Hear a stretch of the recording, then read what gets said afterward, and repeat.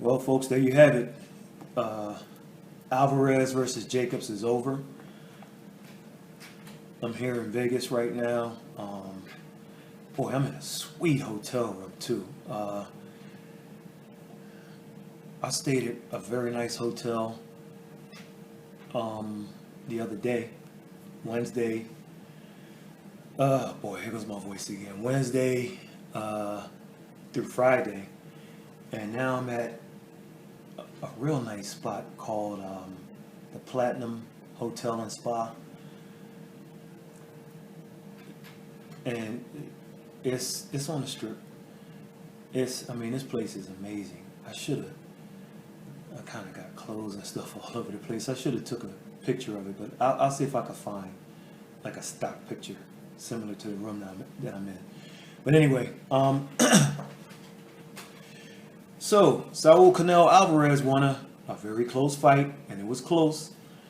It was 15-13, 15-13, and then 16-12. I would argue a bit with the 8 rounds to 4. I really would. I thought it was closer.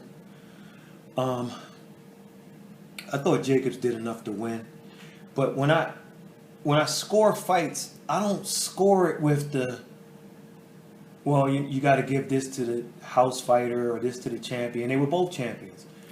Oh, well, you know how Vegas scoring is. I don't look at it like that when I do a scorecard. I just score it in a pure way, and I thought Jacobs won by a point. And I understand people are going, well, he didn't do enough, and so on and so forth. And I watched it. I didn't actually go and cover the fight as a media member of the media. What I did was I actually brought my fire stick with me, and the reason I didn't go, I should say, as media is because I had 2 friends. One of them didn't come, but another buddy of mine who I grew up with, who lives in San Diego now, he came in, and I didn't want to leave him hanging. So I kind of kicked it with him all day today. I'm going to kick it with him tomorrow. But when we watched the fight, we both thought Jacobs won. Juan Manuel Marquez, a Mexican, had Jacobs winning the fight. Sky Sports had it a draw. Everybody's favorite website, which I'm not going to mention here because I'm not here to advertise for anyone, they had it a draw. So when people come at me with a 116, 112, and it's no way Jacobs won and all of that, look, man, I'm not going to argue for a couple of reasons. Number one, it was a close fight. So if you say you thought Canelo won 15-13, fine. On the flip side, if I say Jacobs won, I'm fine with that too. Secondly, when you're Daniel Jacobs and you understand what's going on coming in, and you don't step on it, and you're satisfied with being able to say, oh man, I thought I did enough to win against Golovkin. Oh man, I did enough to win against this guy. It's like, nah, dude, all of that, I'm from Brownsville and I'm not scared. You got to go for it. And he did, in a sense, later. I think I had to, like 2-2 and then 3-2 at one point, and then Saul Alvarez kind of swept. What was it, like 4-5-6, 5-6-7? I can't remember. And then Jacobs came on. He looked strong late, but he knowing what you know and knowing what everyone knew, you gotta step on the gas, and you certainly have to win the 12th. Now I don't know what Moretti and Weisfeld and whoever the third guy, was it No, it wasn't Trowbridge. Well, whoever it was, but the two who gave it 15-13, if they both scored the 12th for Alvarez, then I don't want to hear any talk from Jacobs. I don't want to hear Because it's like these boxers, they do this all the time. It's like you know what you're up against, and then you just fight and just give away the final round. It doesn't work that way. But for all of those, hey, I told you so. Don't act like you did anything smart. The world knows how scoring in Las Vegas goes for cash cows. The world knows how scoring goes for Saul Canelo Alvarez. It's usually like two judges that kind of sort of agree, and then one that's different, always different, more in his favor. So let's not act like my buddy from New York. See, I told you. I'm like, you told me what? Everybody knew what time it was with the scoring. And then something that I mentioned that no other channel mentioned, you can go back and listen. The press release, when they announced this fight, the DAZN press release said something along the lines of, okay, the fight signed between Saul Canelo Alvarez and Daniel Miracle Man Jacobs. Jacobs is going to get up to $15 million, whatever that means. And of course, they didn't mention what Alvarez was going to get. And they said, oh, and I think this was an Eddie Hearn quote. It was like, oh, by the way, if Jacobs loses, he will make at least $4 million per fight for his next 2 fights. Why would you say that when you're putting a press release out to announce a fight between 2 champions? Oh, by the way, if Daniel loses, he'll get at least $4 million a piece in his next 2 fights. Like, what kind of, like, the writing was on the wall. It's like, hey, don't bet Jacobs. So, I mean, this wasn't the best middleweight fight out there. It was very tactical. It wasn't the worst. It's not one that many people will talk about beyond a month, next month. You know, it was decent. Both guys had their moments, but it began very tactical, very strategic, or what have you, and then it kind of just like stayed that way. Both guys starting to open up a little bit, but then shutting it down. And okay, you take your turn now. It just, come on, man. Like, but like I said, it wasn't the best. It wasn't far from the worst. The worst middleweight fight might have been that Roy Jones Jr. versus Bernard Hopkins rematch. I mean, that was a bad fight. And was that in middleweight? I believe that was still middleweight. Well, whatever. A bad middleweight fight was the Curtis Stevens versus Andre Durrell. That wasn't middleweight. That was I think that would have been at 54 maybe. But anyway,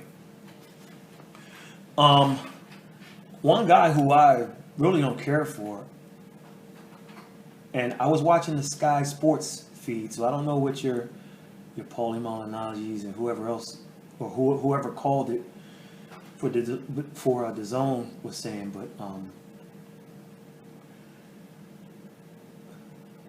but they went a few times to the corner of Andre Rozier, who I don't care for, but he was spot on tonight with what he was telling Daniel to do, and I mean he just didn't get it done.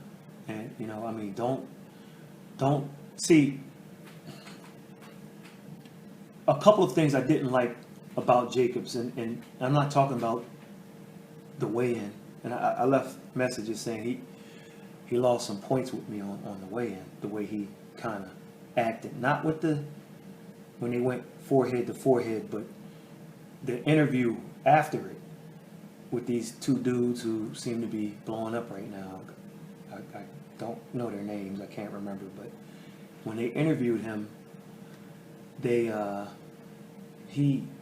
just lost some points. And if you're gonna talk all that smack, I'm from Brooklyn, I'm from Brownsville, I ain't scared of nothing.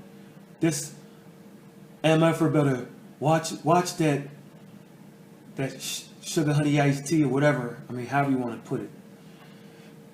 Then fight like it.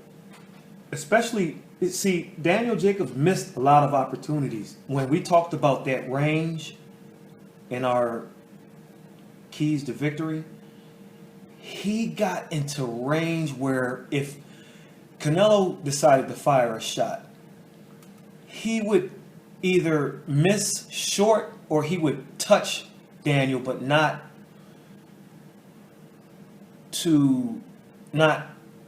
enough to hurt him.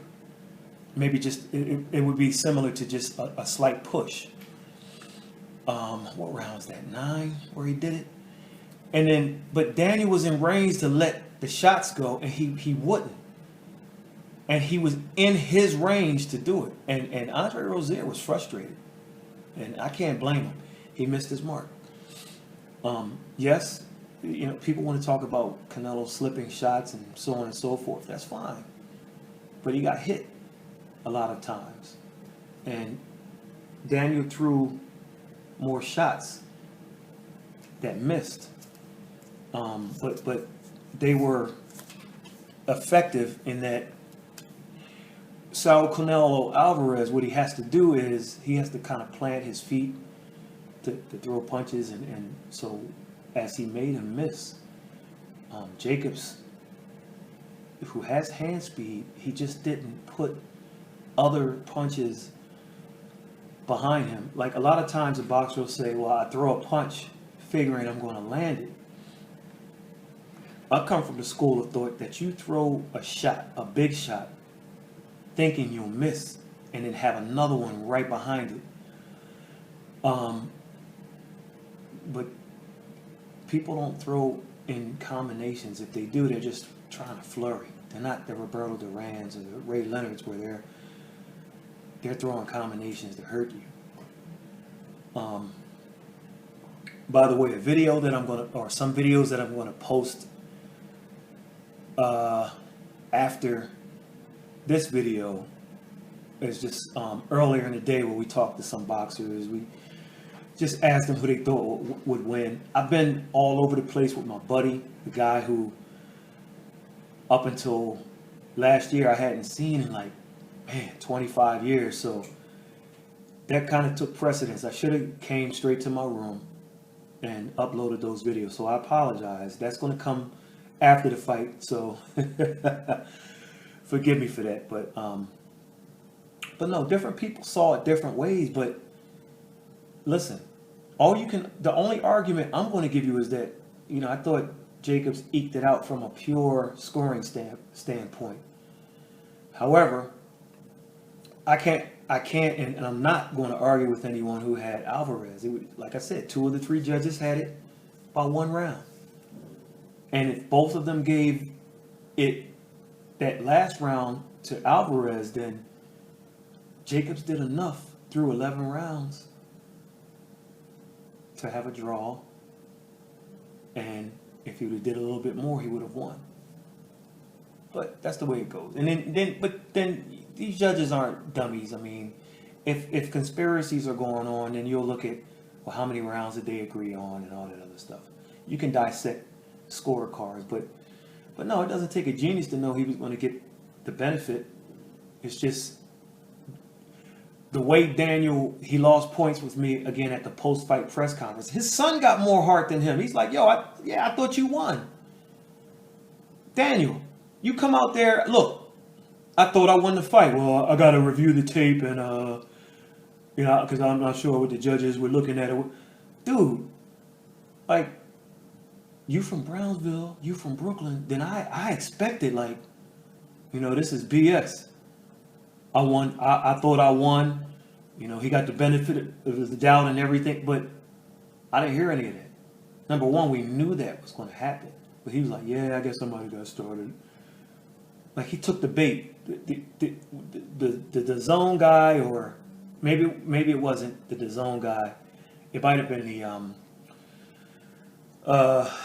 it might have been what I was looking at, the UK channel guy. I'm not sure, because that's the feed I was looking at.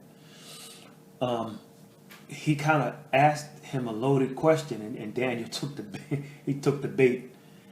He asked him a leading question, and Daniel was like, "Yeah." Well, you can't say yeah and then say, "Let me look at the tape," because I don't know what the judges are watching. It's like it's either or, boss. It can't be both.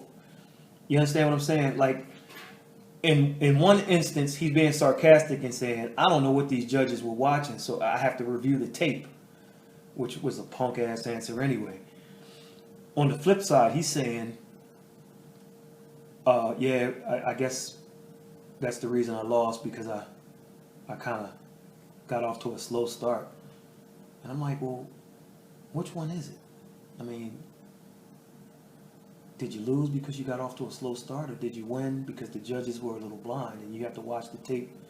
So, in other words, don't come back a week later and you see him on multiple websites saying,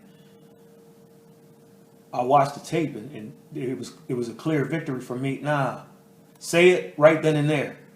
Nobody wants to hear what you have to say a week to 2 weeks afterwards. So we'll see. But I'm gonna leave I'm gonna leave a couple funny videos up. I might just merge it into one video. I'll probably just do it like that, and it'll probably be less than 15 minutes of footage, but give or take. But it's it's pretty funny. So now we'll look to see what's next. Will it be Golovkin in September? Will it be Andrade? Well, Andrade has a fight signed, I think, for June. Is it June? Against Magic Siljecki. So, wait a minute. Wait a minute, it can't be him, because didn't he fight Beterbiev tonight? I didn't get to see the I saw like somebody get stopped on the ESPN card. Hold on, wait. Demetrius Andrade is fighting. Oh yeah, Magic Siljecki. The other guy, Kalajic, fought Beterbiev. That's what it is. Okay. I don't know why I get them two mixed up. But somebody got stopped, and I kind of glanced at it. Man, was it Gabriel Flores? I think he beat that older looking guy. How did you guys score if you did? Most people are not going to have a scorecard in their hand, but what did you think about the Lamont Roach victory over Jonathan Oquendo? I'm not sure about the way they scored that. And then my man, Jersey's finest, the Juice Man. I'm gonna see if I could do a little interview with him. He shocked Saddam Ali. Listen, I know Anthony Juice Young. All right, Pleasantville's finest, Pleasantville, New Jersey. That's right by the shore. That's right by Atlantic City. There's no way. I gotta see that fight. I missed that fight. I was out getting some food, man. Trying to get ready for this card. But anyway, I mean, did Saddam Ali, was it a premature stoppage? I mean, I'm reading, but nobody. It's sounding like I don't know. Y'all let me know about that. But congratulations to Saul Canelo Alvarez. I mean, the streak continues. Well, we know there wasn't a draw in the Golovkin fight, and I thought Golovkin beat him in the second fight, but on paper,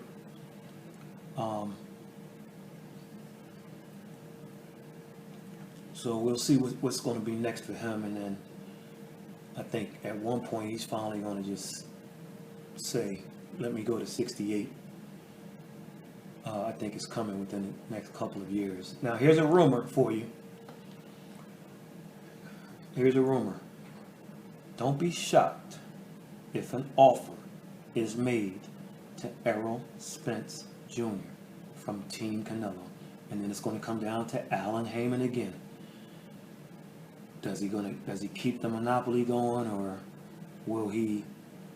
And what it boils down to is this DAZN thing versus Showtime. But in the end, I can tell you this much: Showtime and pay-per-views are going to lose out, because the future. I thought it happened a little earlier than I talked about it, but streaming, these ESPN Pluses, these DAZNs, I mean, that's the way it's going to go. And even with TV, not just boxing, and there are going to be other sports, and there are going to be other just TV shows, movies, whatever. I mean, it's just going to go the way of the streaming app. And if you're not willing to pay for them, well, get yourself a Fire Stick.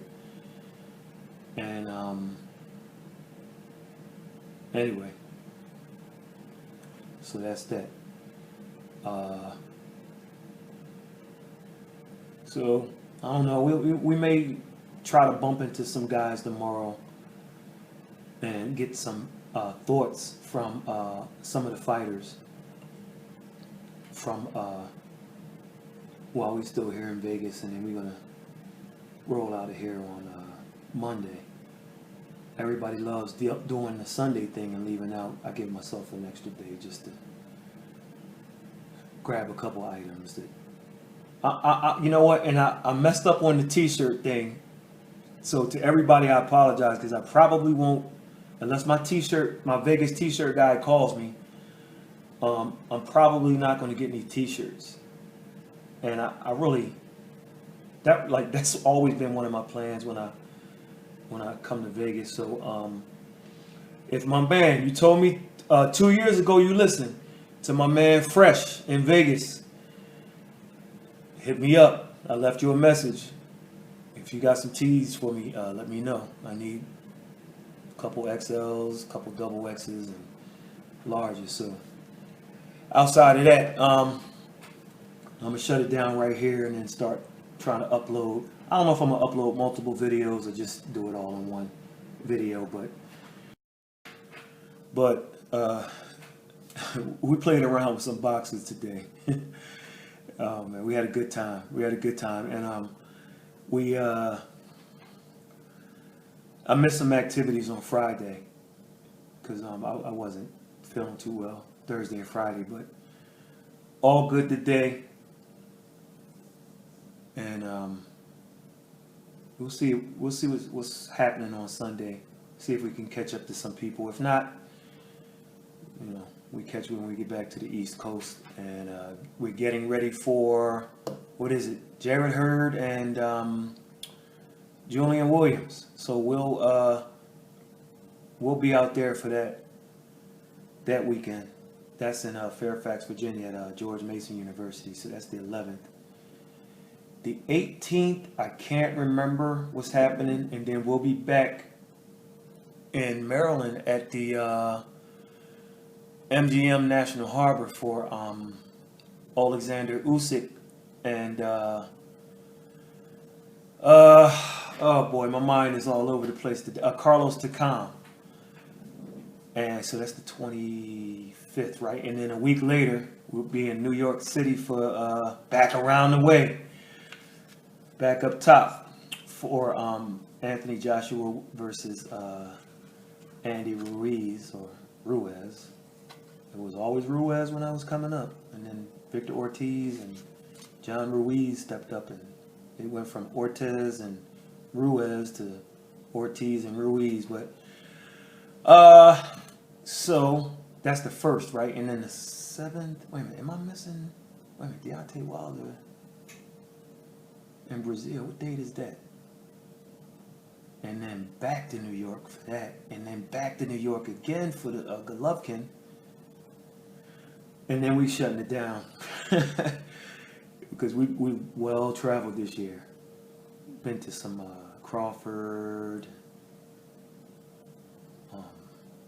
man, Lomachenko earlier, so been pretty cool. And then we'll see who Alvarez, presumably, I guess he's fighting in September. We'll see who he's fighting, and if we want to come back out here. If not, most definitely next May for sure.